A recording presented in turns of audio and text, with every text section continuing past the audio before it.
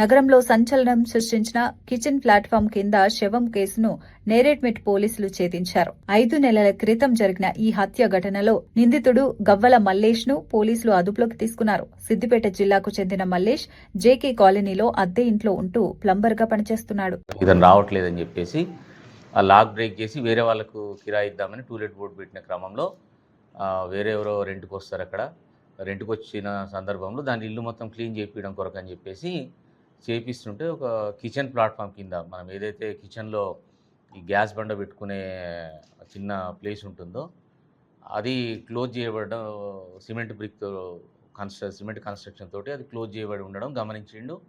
దాంట్లోంచి లైట్గా foul smell అనేటటువంటిది రావడం గమనించిండు. అప్పుడు సో అతనికి అనుమానం వచ్చేసి చుట్టుపక్కల వాళ్ళతో కలిసి ఏం జరిగిందని చెప్పేసి చూస్తే దాంట్లో డెడ్ బాడీ ఉన్నట్టుగా అనుమానం వచ్చి వెంటనే దాన్ని పోలీసుకు ఇన్ఫామ్ చేయడం జరిగింది. దానికి అనుగుణంగా మెరిట్ పోలీస్ అక్కడికి రీచ్ అయ్యి అది వెరిఫై చేసి చూస్తే దాంట్లో ఏదైతే ఒక మనిషిని చంపి దాంట్లో పూడ్చిపెట్టినట్టుగా మళ్ళీ అది ఎవరికి కూడా అనుమానం రాకుండా సిమెంట్ దాని చుట్టూ సిమెంట్ వాళ్ళు కన్స్ట్రక్షన్ చేయడం గమనించడం జరిగింది.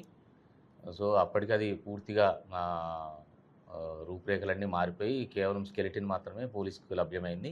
దాంతో మృతుడు ఎవరనేది కూడా మృతుడు లేదా మృతురాలు అనేది కూడా మనకు ఐడియా లేకుండే. సో దాని మీద కేసు రిజిస్టర్ చేసుకొని కాకపోతే అది మర్డర్ ద్వారా చేసినట్టు ఇమీడియట్గా అర్థమైంది. ఎందుకంటే డెడ్ బాడీని పూర్తిగా ఫోల్డ్ చేసి తాళ్ళతో కట్టేసినట్టు కనిపిస్తుంది. సో దాని మీద స్ట్రైట్ అవే అది మర్డర్ కేసులో రిజిస్టర్ చేయడం జరిగింది. దాని మీద ఇన్వెస్టిగేషన్ మల్కాజ్గిరి ఏసీపీ గారి ఆధ్వర్యంలో నేరేడ్మెట్ ఎస్హెచ్ఓ డిఐ మల్కాజ్గిరి, తర్వాత నేరేడ్మెట్ ఎస్ఐలు అవినాష్, చంద్రశేఖర్ వాళ్ళ ఆధ్వర్యంలో టీమ్స్ దాని మీద వర్కౌట్ చేయడం జరిగింది. ఏదైతే ఇనిషియల్గా మనకు రెంట్కు తీసుకున్నాడో అతన్ని సస్పెక్ట్ చేయడం జరిగింది. అతను ఎవరినన్నా మర్డర్ చేసి ఉండాలి, లేదంటే అతను మర్డర్ అయ్యి ఉండాలని చెప్పేసి. సో ఆ క్రమంలో దర్యాప్తు ప్రారంభించినప్పటికీ అతనికి సంబంధించిన ఏ ఆధారాలు మాకు లభ్యం కాలేదు. ఉన్న సెల్ ఫోన్ కూడా స్విచ్ ఆఫ్ అయి ఉండింది.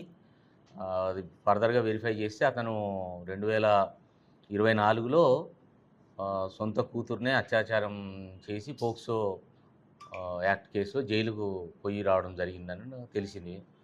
దానికి అనుగుణంగా అప్పటి నుంచి అతని భార్య కానీ అతని పిల్లలు కానీ ఇతను వదిలేసిండ్రు. సో ఇతను ఒక్కరు మాత్రమే ప్లంబర్ వర్క్ లేదంటే చిన్న చిన్న మేస్త్రి పనులు ఇట్లాంటివి చేసుకుంటూ 3-4 నెలలు ఒక దగ్గర లేదంటే సంవత్సరం ఒక దగ్గర ఉంటాడు. మళ్ళీ ఆ ఏరియా నుంచి ఇంకో దగ్గర పని దొరికితే అక్కడికి వెళ్ళిపోతుంటాడు. సో దానివల్ల ఏంటంటే ఇతనికి ఎవరికి కూడా ఫ్యామిలీ మెంబర్స్కి కానీ ఇతని ఒరిజినల్గా సిద్దిపేట మండలం కొడకండ్ల మండలం ఉండింది, కొండపాక మండలం ఉండింది.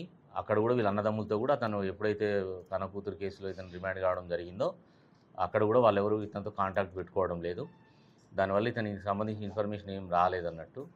సో తర్వాతి స్టేజ్లో ఇతనితో పాటు ఎవరెవరు ఎక్కడ పనికి వెళ్ళాడు, ఎవరు ఇతనితో పాటు పనిచేశారనే దాని దిశగా మా దర్యాప్తు కొనసాగించినప్పుడు వెంకటరాములు అని చెప్పేసి ఇంకొక ప్లంబర్ వర్క్ మేస్త్రి పని చేస్తాడు తను కూడా. సో ఆ చేస్తున్న క్రమంలో వెంకటరాములు మిస్ అయినట్టుగా మేము గమనించడం జరిగింది. సేమ్ ఈ వెంకటరాములది కూడా ఇదే కేసు. అక్రమ సంబంధాలు ఎక్కువ పెట్టుకొని భార్యతో విడాకులు తీసుకొని పిల్లల్ని వదిలేసి అతను కూడా ఒక్కడే ఏమాత్రం ఇట్లా ఇల్లు రెంట్కి తీసుకోవడం అట్లా కూడా ఉండదు. ఆయన ఇంకా ఎక్కడైతే పని దొరికితే ఏదైనా అపార్ట్మెంట్లో కన్స్ట్రక్షన్ అక్కడ పని దొరికితే అక్కడ పోతాడు, అక్కడే ఉంటాడు ఒక 2 నెలలు 3 నెలలు. మళ్ళీ తర్వాత అక్కడ పని అయిపోతే ఇంకో దగ్గర పోతాడు, అక్కడే ఉంటాడు, బయటే తింటూ ఉంటాడు అన్నట్టు. సో ఈ వెంకటరాములు అనే అతను మిస్ అయినట్టుగా గమనించడం జరిగింది. అప్పుడు వాళ్ళ కొడుకు అడ్రస్ పట్టుకొని వెళ్ళి అడిగితే కూడా మరి మా దగ్గరికి రాడు, ఎప్పుడు జనరల్గా ఇట్లనే పోతుంటాడు, మేము కూడా పట్టించుకోమని వాళ్ళు కూడా ఏం సస్పీషియస్ చెప్పలేదు. అతనితో ఎవరికైనా గొడవలు ఉన్నట్టు కానీ వీళ్ళిద్దరి మధ్య కనెక్షన్ ఉన్నట్టు కానీ పెద్దగా ఇన్ఫర్మేషన్ ఏం రాలేదన్నట్టు. సో ఫర్దర్గా మళ్ళీ అప్పటికి ఇన్సిడెంట్ జరిగి ఏదైతే తను డిసెంబర్లో ఈ హత్య జరగడం జరిగింది. డిసెంబర్ తర్వాత మనకి ఏప్రిల్లో ఇన్ఫర్మేషన్ రావడంతో సీసీ ఫుటేజ్ల దిశగా కూడా చాలా తక్కువ ఇన్ఫర్మేషన్ వచ్చింది మనకు. దాంతోపాటు ఇట్లా ఎవరైతే ఇతనితో పాటు పనిచేసిన వాళ్ళు ఉంటారో వాళ్ళను ఎంక్వైరీ చేస్తూ పోతున్న క్రమంలో ఒకరికి ఇతను జగిత్యాల దగ్గర కనిపించినట్టుగా చిన్న ఇన్ఫర్మేషన్ లభ్యమైంది. సో దాని మీద నేరేడ్మెట్ పిఎస్ నుంచి టీమ్స్ వెళ్ళి సుమారు 10 రోజుల పాటు జగిత్యాల చుట్టుప్రక్కల ప్రాంతాల్లో ఇట్లా లేబర్ వర్క్ చేసుకునే ప్రాంతాలను గాలింపు చేస్తున్న క్రమంలో కొండగట్టు దగ్గర పనిచేసిపోయిండు అని చెప్పేసి కూడా చిన్న ఇన్ఫర్మేషన్ వచ్చింది. సో దాని తర్వాత మళ్ళీ కానీ మనిషి మాత్రం అక్కడ దొరకలేదు. ఇంక అక్కడి నుంచి మళ్ళీ అదే ఇన్ఫర్మేషన్ ట్రేస్ చేసుకుంటూ సిద్దిపేట వాళ్ళ సొంత ఊరిలోకి టీములు పంపడం జరిగింది. అక్కడ ఇచ్చిన ఇన్ఫర్మేషన్ కూడా మళ్ళీ కొంచెం వచ్చింది. లేదు హైదరాబాద్‌లోనే ఉంటున్నాడు అని చెప్పేసి మళ్ళీ ఇన్ఫర్మేషన్ వచ్చింది. దానికి అనుగుణంగా గతంలో ఎక్కడెక్కడైతే ఇతను పనిచేసిన ఏరియాలు ఉన్నాయో అవన్నీ వెతుకుతున్న క్రమంలో నిన్న జేబీఎస్ దగ్గర ఇతను మాకు దొరకడం జరిగింది. అతన్ని అదుపులో తీసుకొని ప్రశ్నించిన క్రమంలో ఈ మల్లేష్ నేరాన్ని అంగీకరించిండు.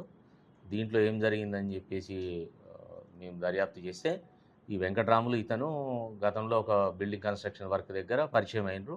ఇద్దరు కూడా భార్యలు ఉండరు కాబట్టి ఎప్పుడన్నా